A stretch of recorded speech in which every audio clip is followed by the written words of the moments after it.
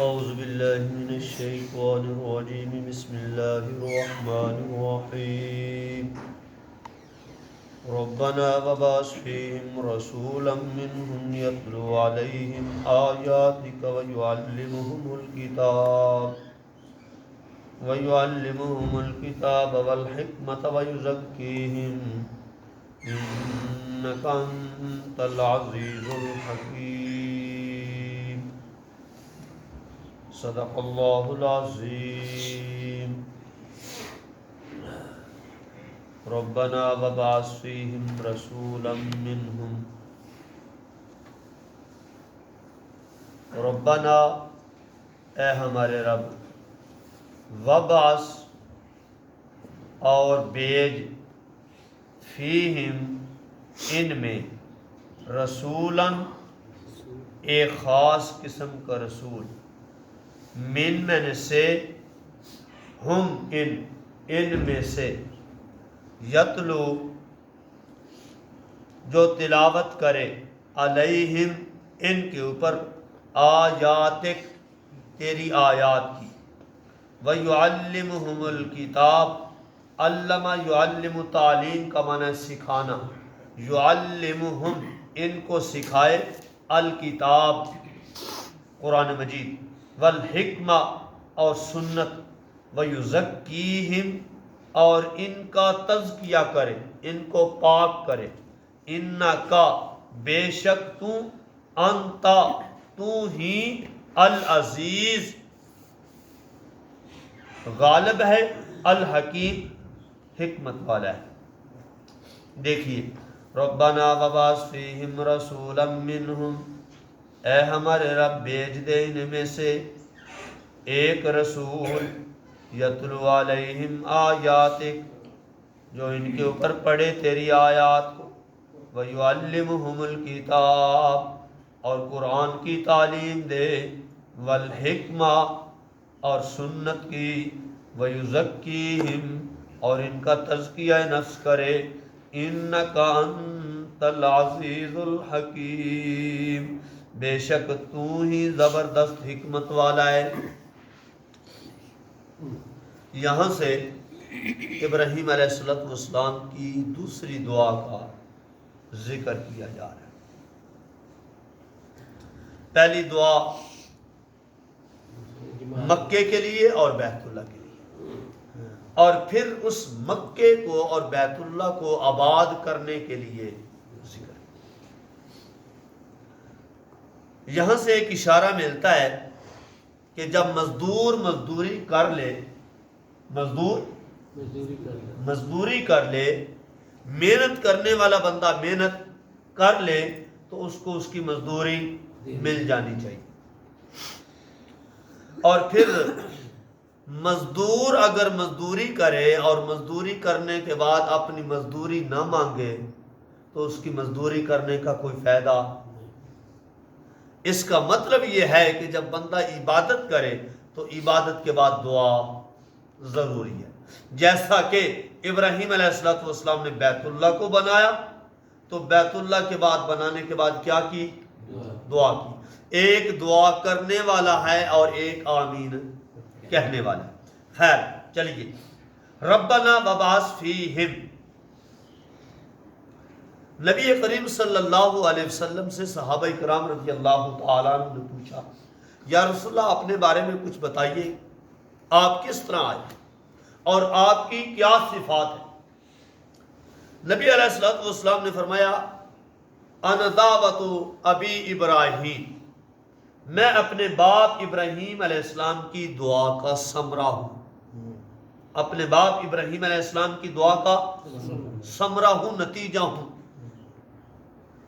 اور عیسیٰ علیہ السلام کی بشارت ہوں. یہ ہے ابراہیم علیہ السلام کی دعا کا نتیجہ. ربنا وبعث فیہم رسولا منہم کہ ابراہیم علیہ السلام نے یہ دعا مانی. اب بشارت کس طرح آئی، خوشخبری عیسیٰ علیہ السلام کی کس طرح آئی؟ چلیے ذرا سورۃ صف 499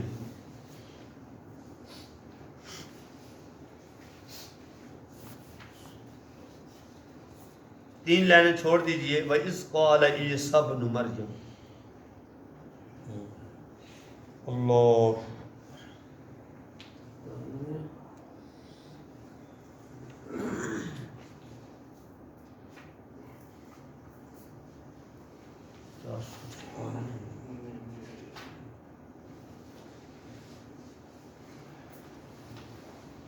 ادھر کر دیجیے.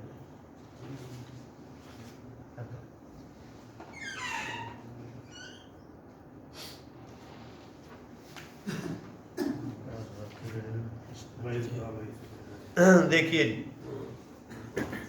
فرمایا وَإِذْ قَالَ عِيسَىٰ ابْنُ مَرْيَمَ، جب کہ کہا عیسیٰ بیٹے مریم نے، یا بنی اسرائیل، اے بنی اسرائیل، انی رسول اللہ علیکم، بے شک میں تمہاری طرف اللہ کا رسول بن کر آیا ہوں، مصدقاً تصدیق کرنے والا ہوں، لما بین یدیا، جو میرے آگے آئے، من التورات، تورات میں سے جو کچھ بھی ہے میں اس کی تصدیق کرتا ہوں، ومبشراً، اور خوشخبری سنانے والا ہوں، برسول، ایک خاص قسم کے رسول کی، یاتی، جو آئے گا، من بعدی، میرے بعد، اسمہ، اس کا نام احمد ہوگا، فلما جاءہم بالبینات، بس جب آگے ان کے پاس واضح دلائل لے کر، قالوا ھذا سحر مبین، مکے کے مشرک کہنے لگے یہ تو کھلا جادوگر ہے، ومن اظلم ممن افترى علی اللہ الکذب، فرمایا اس سے بڑا ظالم کون ہو سکتا ہے جو اللہ پہ جھوٹ باندھتا ہو، وہو یدعی الی الاسلام، حالانکہ وہ بندہ بھی اس کو اسلام کی طرف بلا رہا ہو، واللہ لا یہدی القوم الظالمین، اللہ ایسے ظالم قوم کو کبھی ہدایت، یعنی ضدی بندے کو ہدایت، جو بندہ ماننے والا ہو اس کو تو ہدایت مل جاتی ہے، اور جس کے مقدروں میں ضد آ گئی ہو تو وہ کبھی ماننے والا نہیں. اچھا یہاں دیکھیے کہ عیسیٰ علیہ السلام کی بشارت کا تذکرہ ہے، وَمُبَشِّرًا بِرَسُولٍ یأتی، کہ عیسیٰ علیہ السلام نے خوشخبری سنائی میرے بعد آنے والا ہے اور اس کا نام کیا ہوگا؟ احمد. نبی علیہ السلام کا زمین کے اوپر نام تھا محمد، اور آسمان پہ نام کیا ہے؟ احمد. خیر واپس آئیے. تو نبی علیہ السلام نے فرمایا کہ میں ابراہیم علیہ السلام کی دعا کا نتیجہ ہوں اور عیسیٰ علیہ السلام کی بشارت کا نتیجہ ہوں. اور پھر اللہ کریم نے فرمایا ربنا وابعث فیہم رسولا منہم، ابراہیم علیہ السلام نے کہا اللہ بیج فیہم، ان میں، رسولا، رسول ہو، منہم، انہی میں سے ہو، اور کسی اور مخلوق میں سے نہیں، نہ کسی اور نسل میں سے. یعنی اشارہ یہ دیا کہ اسماعیل علیہ السلام کی اولاد میں سے ہو. اب اسماعیل علیہ السلام کی اولاد میں سے کون سے لوگ ہیں؟ جو مکے والے لوگ ہیں، عرب لوگ ہیں، یہ اسماعیل علیہ السلام کی اولاد میں سے ہیں، لہذا انہی میں سے اللہ نے اپنا پیغمبر بھیجا. اور پھر دوسرے مقام پہ اللہ کریم نے فرمایا، ایک دفعہ کھولیے سورۃ آل عمران صفحہ نمبر 65، لقد من اللہ، مل گیا جی؟ دیکھیے فرمایا لقد من اللہ علی المؤمنین، اللہ کریم فرماتے ہیں پکی بات ہے، من اللہ، میں اللہ نے احسان کر دیا، علی المؤمنین، ایمان والوں کے اوپر، اذ بعث فیہم، جب کہ بھیجا ان کے اندر رسولا، ایک خاص قسم کا رسول، مراد محمد رسول اللہ صلی اللہ علیہ وسلم، من انفسہم، وہ کن میں سے ہیں؟ ان کے نفسوں میں سے، یعنی ان کی اولاد میں سے ہے، کوئی اور مخلوق نہیں. یتلو علیہم آیاتہ، جو پڑھتا ہو ان کے اوپر اس کی آیات کو، ویزکیہم، اللہ فرماتے ہیں وہ ان کا تزکیہ بھی کرتا ہو، ویعلمہم الکتاب، اور فرمایا قرآن کی تعلیم بھی دیتا ہو، والحکمہ، اور سنت کی تعلیم بھی دیتا ہو، وَإِن قَالُوا مِن قَبْلُ لَفِي ضَلَالٍ مبین، اگرچہ یہ لوگ اس سے پہلے کھلی گمراہی کے اندر تھے. اچھا جی، واپس سبق پہ۔ تو گویا کہ اللہ نے یہ اشارہ دے دیا کہ پہلی بات تو یہ ہے کہ پیغمبر جو ہے وہ انسانوں میں سے ہے۔ کس میں سے ہے؟ کسی اور مخلوق میں سے نہیں۔ دوسری بات یہ ہے کہ وہ مکے والوں میں سے ہے، بنی اسرائیل میں سے نہیں۔ تیسری بات یہ ہے کہ پیغمبر کا مشن کیا ہے، پیغمبر کے آنے کا مقصد کیا ہے۔ پیغمبر کے آنے کا مقصد یہ ہے یتلو علیہم آیاتی، پیغمبر کے آنے کا مقصد یہ ہے کہ پیغمبر آ کر اللہ کے قرآن کی آیات کو پڑھ کر سنائے۔ اللہ کے قرآن کو پڑھ کر سنانا یہ کس کا کام ہے؟ پیغمبر کا۔ اچھا، اب پیغمبروں کا یہ کام ہے تو جو بھی اس کام کو کرے گا تو یہ پیغمبری کام ہے۔ کیا ہے؟ پیغمبری کام۔ پیغمبری کام یہی ہے کہ اللہ کے قرآن کو اٹھاؤ اور لوگوں کے سامنے پیش کرو، جس طرح کہ پیغمبر خدا صلی اللہ علیہ وسلم نے لوگوں کے سامنے قرآن کو بیان۔ اللہ نے قرآن کے اندر دوسرے مقام پہ فرمایا نا، یا ایھا الرسول بلغ ما انزل الیک من ربک، میرے پیغمبر تبلیغ کر، کس کے ساتھ؟ ما انزل الیک من ربک، جو چیز تیری طرف کیا کی گئی ہے؟ نازل کی گئی ہے۔ تو نازل کیا چیز ہوئی ہے؟ قرآن مجید۔ کیا چیز نازل ہوئی؟ قرآن مجید۔ اب اللہ نے اپنے پیغمبر کو یہ کہا کہ قرآن کے ذریعے تبلیغ کر، یہ قرآن بیان کر۔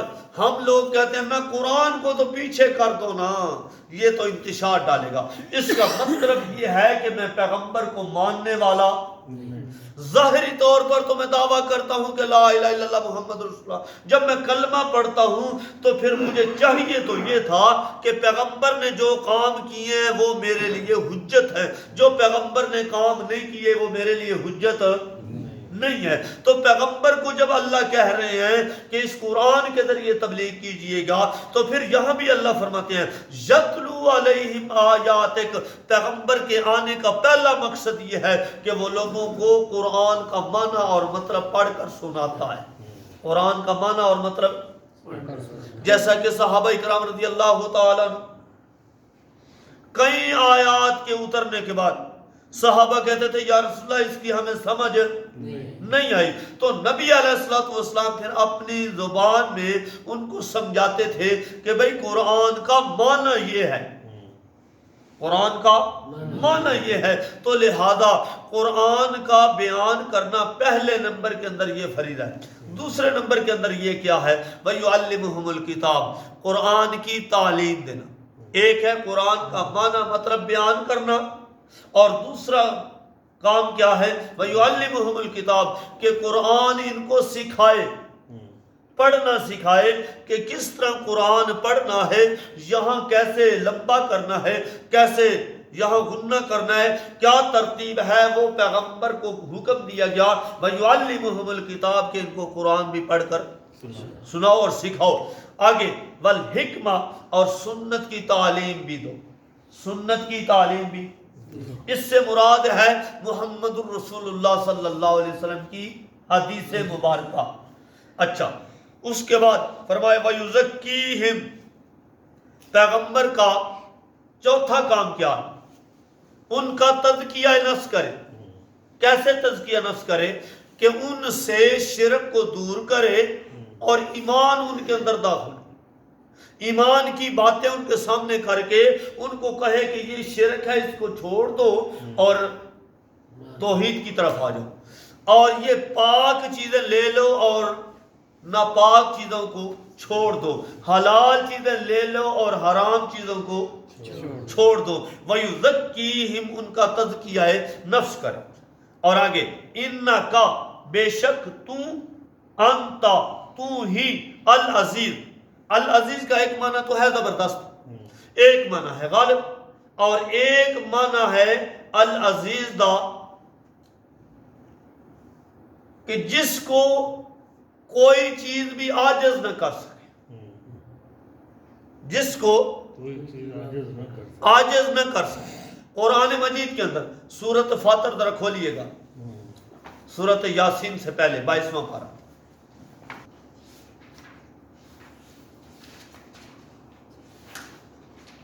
سورۃ فاتر ختم ہو رہی ہے.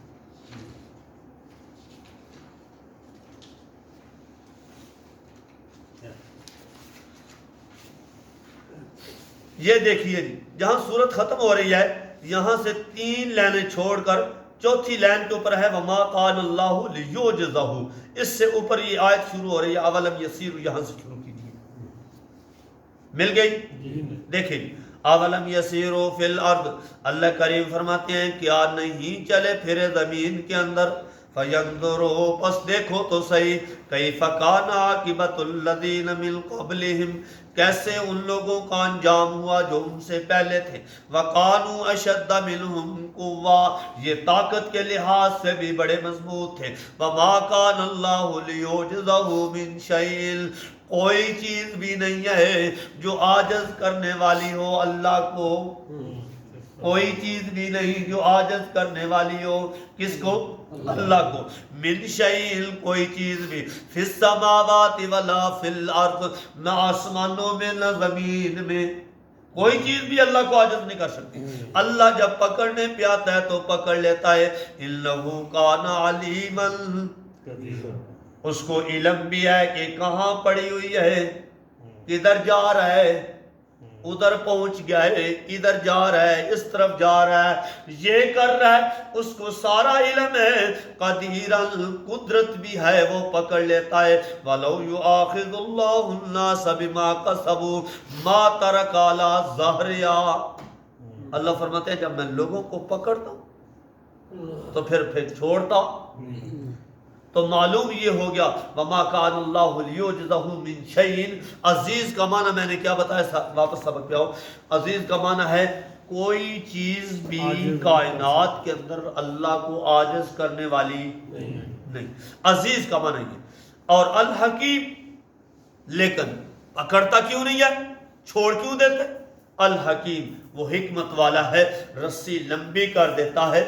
چل 2 دن اور کر لے چل 2 دن اور کر لے چل 2 دن اور کر لے. پھر نہ کہنا کہ مجھے مہلت نہیں ملی مجھے پتہ نہیں چلا.